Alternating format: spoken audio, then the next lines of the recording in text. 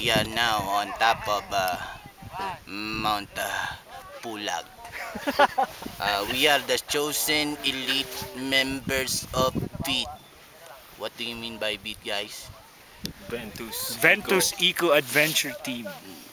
And also, as you can see, my lipey. What? How do you call lipey in English? Injury. Lifeline, my lifeline. My injured knees. You call this partida in Tagalog, right? Tuhod. I made it in Pulag. We made it in Pulag, right?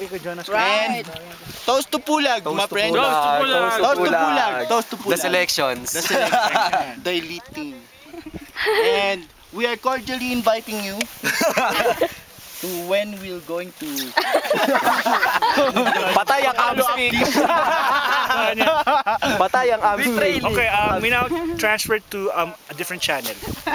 Kids channel, okay? As you can see behind me, Kuya Kim, the sea of clouds. Kids channel.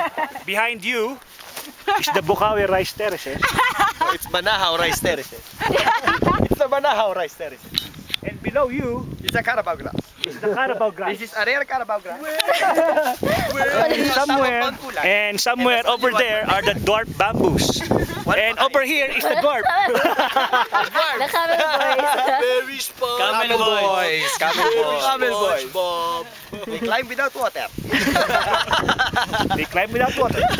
Camel boys, they climb without water. And our guide. Our guide, Kuya Jonas.